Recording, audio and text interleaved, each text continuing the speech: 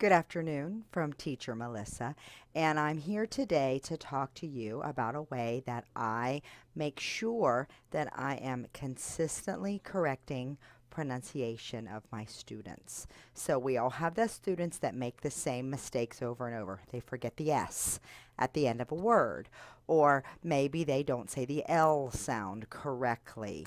Whatever it is, I've got lots of videos that will show you how to teach students the TH sound or how to work with them on the L sound. So I have lots of videos showing you how to correct this pronunciation.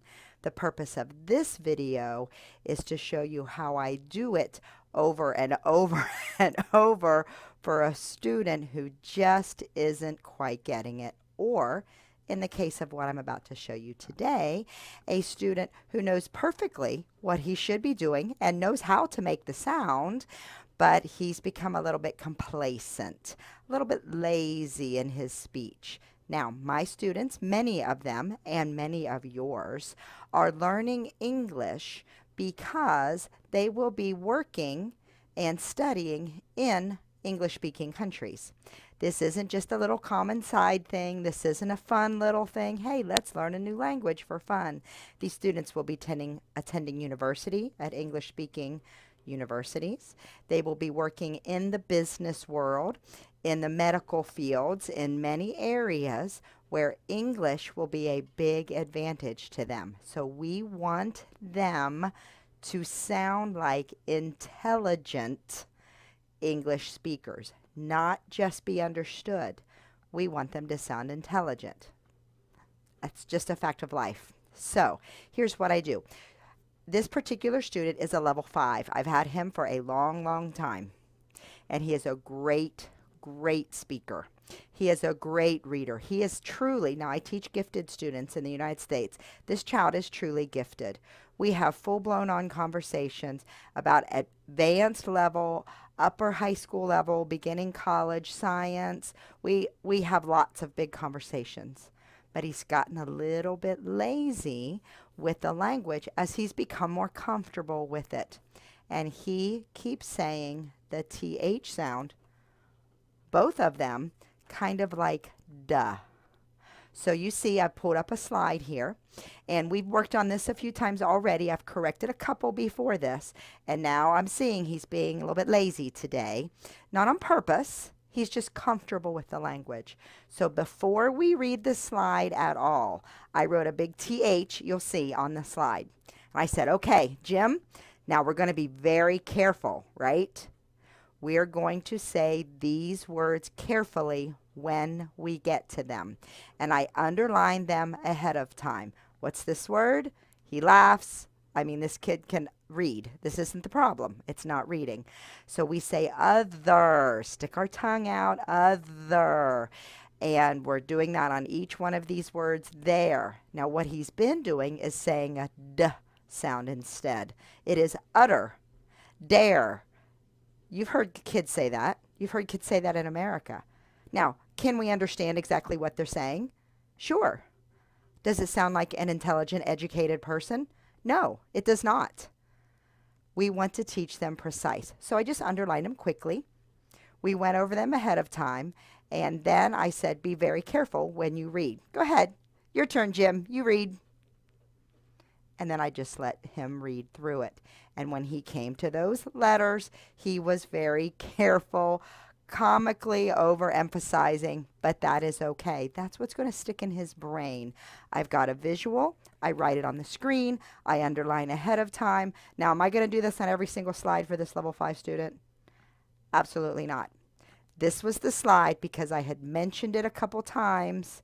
We had corrected 1 or 2 words, and he was still doing it. Pause. I just hit pause on the lesson. Jim, we're doing this today, bud. Underlined, practiced, careful. The next slide, I said, okay, watch out for those TH words.